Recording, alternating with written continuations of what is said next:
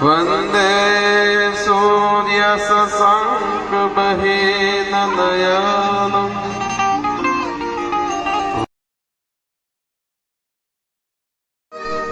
मनोजवं मारुतितुल्यवेगम् जितेन्द्रियबुद्धि मतावरीष्टम्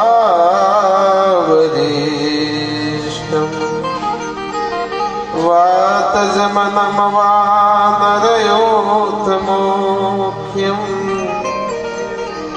श्रीरामदूतं शरणं प्रपद्ये ध्यानमूलं गुरुमूर्ते पूजामूलं गुरुपदम् मन्त्रमूलं गुरुर्वाक्यम् मोक्षमूलं गुरुकृपा मोक्षमूलं गुरुकृपा नमः शिवाय नमः शिवाय नमः शिवाय नमः शिवाय नमः शिवाय नमः शिवाय नमः शिवाय नमः शिवाय नमः शिवाय नमः शिवाय नमः शिवाय नमः शिवाय हरे शंभो बोले नमः शिवाय हरे शंभो भोले नमः शिवाय हरे शंभो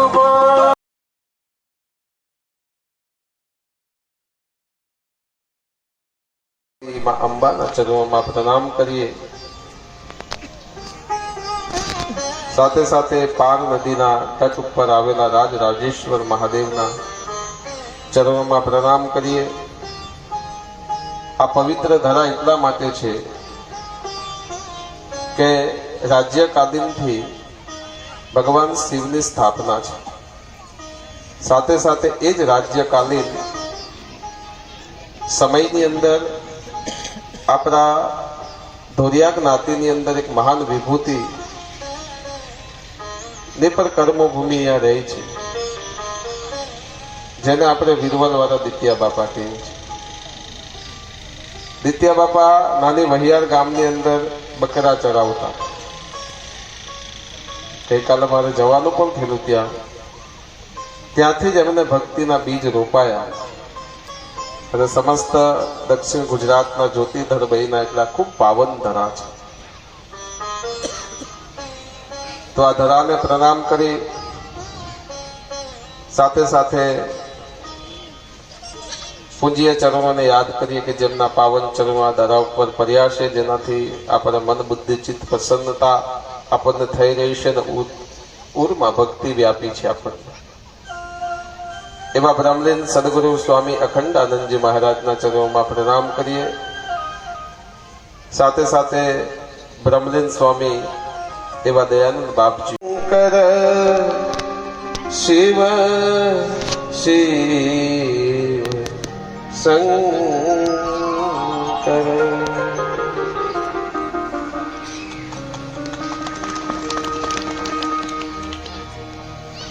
પુષ્પદંત ગંધર્વએ શિવ મહિમન સ્ત્રોતની અંદર ભગવાનની સ્તુતિ કરી. પુષ્પદંત ગંધર્વ જ્યારે એમ કહેવાય ભગવાન શિવના શરણાગતિ બન્યા છે. વિદ્વાનો કહી શકીએ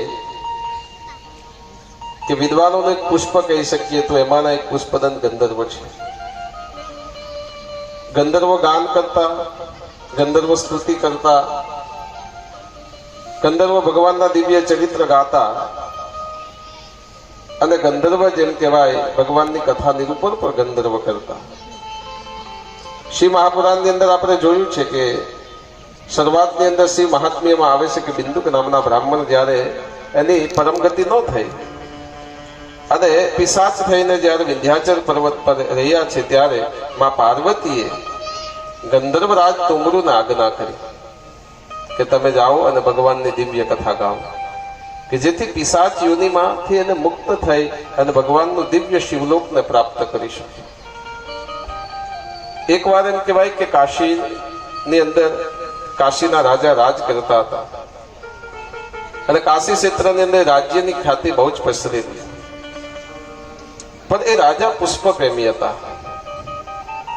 એટલે એમના રાજની અંદર સુંદર મજાના બાગ અને બગીચા અને ઉદ્યાન બનાવેલા. અને એ બાગ અને બગીચાની અંદર સુંદર સુંદર પુષ્પને ત્યાં એના ફૂલ છોડને રોપવામાં આવ્યા છે. રાજા જ્યારે વિહાર કરવા માટે ઉદ્યાનની અંદર નીકળે ત્યારે અદ્વિતીય અને દિવ્ય એ બાગને જોઈને અત્યંત પ્રસન્ન થાય છે. આપણે જાણીએ છીએ ઘણા બધા, અત્યારે જ અમારા 2 દિવસ પહેલા વાત થઈ હતી, વડીલ અમારા પ્રકૃતિ પ્રેમી વૃક્ષો પ્રેમી હતા. એમ રાજા પણ પ્રકૃતિ અને વૃક્ષ અને પુષ્પ પ્રેમી છે. પોતાના ઉદ્યાનની અંદર બહુ સુંદર મજાના પુષ્પો વાવેલા છે. પણ રાજા એ પુષ્પને કોઈ ચૂકી લઈ જાય કે કોઈ તોડી લઈ જાય તો બહુ દુઃખ થતું. રાજાને એટલી જ પ્રસન્નતા હતી કે મારા આ બાગની અંદર સુંદર પુષ્પ સુંદર રીતે ખીલે અને મારા રાજ્યની શોભા વધારે. આવી રીતે સુંદર એ રાજની અંદર એક બાગ અને બગીચો હતો. અત્યંત રાજા પ્રસન્ન રહેતા હતા. એક દિવસ થયું તો આકાશ માર્ગી થઈને ગંધર્વો ક્યાંક વિહાર કરી રહ્યા હતા. એ ગંધર્વોમાં એક ગંધર્વ હતા પુષ્પદંત. પુષ્પદંતે ત્યાંથી જ્યારે કાશીના ક્ષેત્રના આકાશ માર્ગે જ્યારે વિહાર કરતા હતા ત્યારે પુષ્પદંતને એમ થયું કે આ કાશીના ક્ષેત્રમાં આટલું સુંદર અને અત્યંત દિવ્ય રમણીય ઉદ્યાન ક્યાંથી? ખૂબ જ સુંદર છે કે લાવને હું પુષ્પ જરા ચોરી કરી લઉં, ચૂકી લઉં. પણ રાજાએ એ વખતે એમ કહેવાય આખા એ ઉદ્યાન અને બાગના ફરતે એટલા બધા સિપાહીઓ ગોઠવ્યા હતા, એના સંરક્ષણ ગોઠવા હતા, રક્ષણ માટે મૂક્યા હતા કે જેથી કોઈ પુષ્પ ચૂકી ન જાય. પણ ગંધર્વરાજ પાસે તો એમ કહેવાય કે અદૃશ્ય શક્તિ હતી કે જે કોઈને દેખાય નહીં. એ સ્થાનમાં ઉતરે તો પણ એને કોઈ જોઈ ના શકે એવી એને વિદ્યા પ્રાપ્ત થયેલી. એટલે ગંધર્વ એ પોતે પુષ્પદંત ત્યાં બાગની અંદર આવે છે. સુંદર સુંદર પુષ્પ જોયા, મનને મોહી દે એવા સુંદર આકર્ષિત પુષ્પ હતા. એટલે એને ચોરી કરવાની ઈચ્છા થઈ કે હું ચોરી કરી દઉં. એટલે એ સુંદર સુંદર પુષ્પને ચોરી કરવા માંડ્યા. એ પુષ્પ બધા લઈ લીધા અને પછી ત્યાંથી જતા રહ્યા. બીજા દિવસે રાજા જ્યારે પોતાના બાગ અને ઉદ્યાનની અંદર આવે છે વાલા ભક્તો, તો એમને જ્યારે પોતાના બાગમાં જોયું તો સુંદર મજાના પુષ્પ ચોરી થયેલા જોયા, કોઈ ચૂંટી લીધેલા છે. બહુ દુઃખ થયું. પછી તો સિપાહીઓને રાજાએ થોડા ઠપકો પણ આપ્યો કે તમે આટલા બધા સિપાહીઓ થઈને આ જ્યારે ઉદ્યાન અને બાગની રક્ષણ કરી રહ્યા છે ત્યારે કોણ આવીને આપણા બાગમાંથી આ પુષ્પ ચૂકી જાય છે? સિપાહીઓ જ વિચાર કરે છે કે આપણે તો પૂરી રાત્રિ દરમિયાન કે સવારથી આખા આ બગીચાની અંદર આપણે રક્ષણ કરીએ, પણ એવું કોણ આવ્યું છે? કોઈ આપણને તો નજરે ક્યાંય પડ્યું નથી. પછી તો એમ કહેવાય પુષ્પદંત ગંધર્વને એ પુષ્પ બહુ ગમે છે એટલે દરરોજ આવે છે અને પુષ્પ ચૂકી જાય છે. આ ક્રમ દરરોજનો થઈ ગયો. પછી રાજા વિચાર કરે છે કે જે કોઈ પુષ્પની ચોરી કરે છે એને પકડી શકાતું નથી. એટલા માટે એ નગરીના વિદ્વાન પુરોહિતોને બોલાવ્યા છે કે મારા આ ઉદ્યાનની અંદર બાગની અંદર કોણ ચોરી કરે છે, મને બતાવો તમે કોણ ચોરી કરી રહ્યું છે. ત્યારે પુરોહિતે પોતાના ધ્યાનમાં બેઠા ભગવાન શંકરને યાદ કર્યા, મહાદેવને યાદ કર્યા અને યાદ કરતાની સાથે એ યોગ સમાધિ દ્વારા એમણે જોયું તો કોઈ ગંધર્વ આવી એ બાગની અંદરથી પુષ્પ છૂટી જાય છે. રાજનને કીધું કે રાજન, તમારા બાગની અંદર કોઈ ગંધર્વ આવે છે અને એ ગંધર્વ આવીને આ પુષ્પોને લઈ જાય છે. તો કે રાજન કહે છે કે એને પકડવું હોય, એને આપણે પકડી લેવું હોય તો કેમ કરવું પડે? તો એને પકડવું હોય, એને અદ્રશ્ય શક્તિને નષ્ટ કરવી હોય તો એક જ ઉપાય છે કે ભગવાન શિવ ઉપર જે કઈ પુષ્પ ચર્યા હોય શિવાલય ઉપર અને બિલ્વપત્ર ચર્યા હોય એ નિર્માલ્ય લઈને તમે આવો અને નિર્માલ્ય તમારા ઉદ્યાનમાં નાખી દેશો.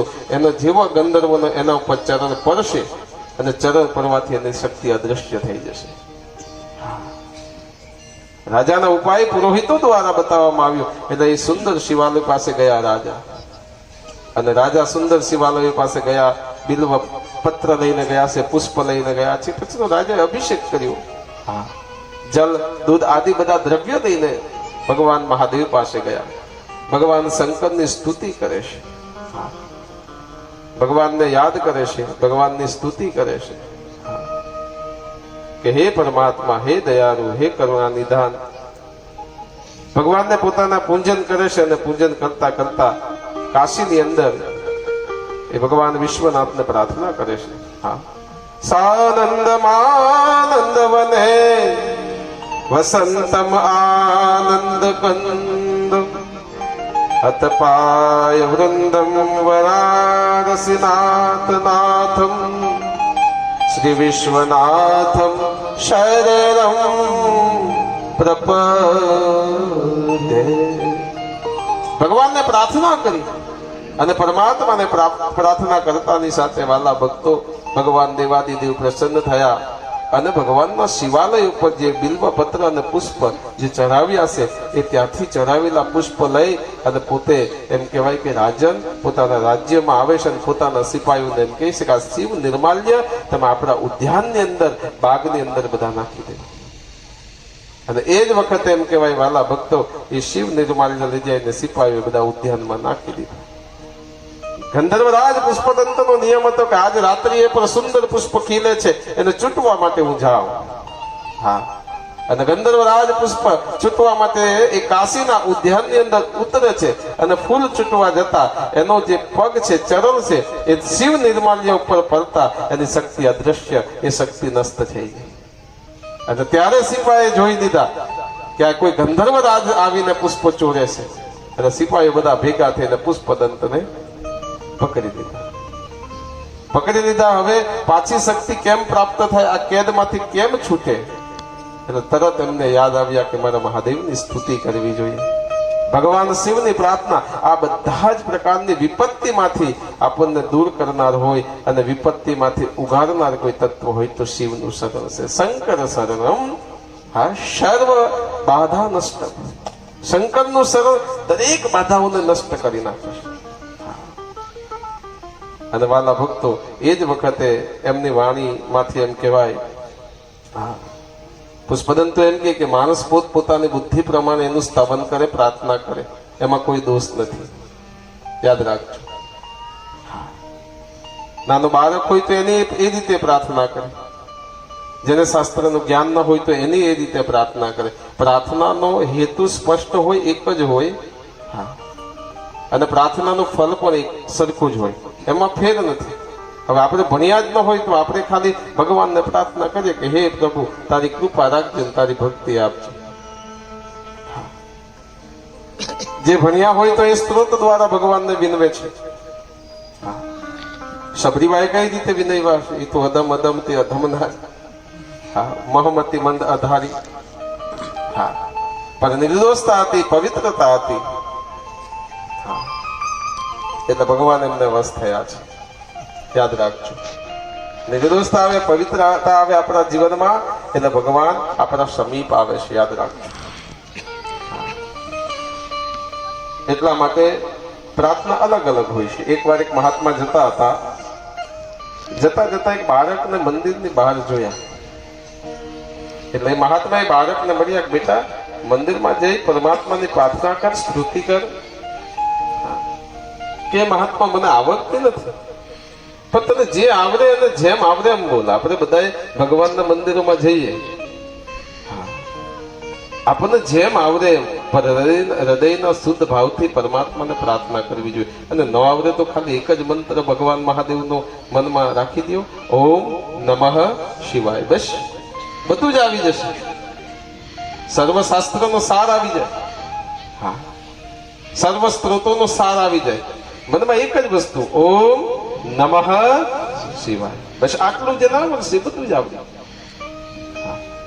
પછી વિશેષ આપણને આ લોક જગતનું જ્ઞાન થઈ ગયું હોય ને વિશેષ સ્ત્રોતો બોલીએ આપણે, બહુ આનંદની વાત, ભગવાન બહુ રાજી થાય. હા, પણ ન આવડે તો એટલું તો કહી શકીએ ને, ઓમ નમઃ શિવાય.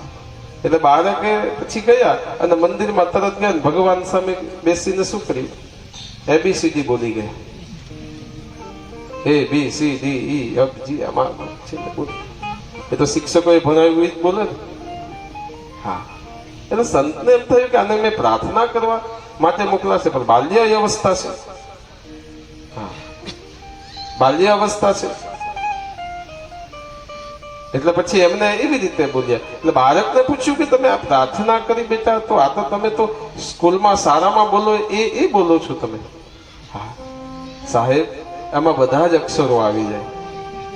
જેવા મારા ભગવાનને, જેવા મારા મહાદેવને જેટલું યોગ્ય લાગશે એ ગોઠવી દેશે. મેં બધા શબ્દ બોલી દીધા. આ નિર્દોષતા છે, આ ભગવાન પ્રત્યેની નિખાલસતા છે. અને નિર્દોષતા અને નિખાલસતા આવે એટલે પરમાત્મા આપણને મળે ને મળે. યાદ રાખજો. હા, કથામાં આવવા પહેલા જ મને અમારા ચંપક મામા કહેતા હતા કે બાપુ વ્યંજન અક્ષરોમાં અ પહેલો આવે, અ આ ઉ પછી આવે બધું. આવું બધા આપ જાણતા હશો.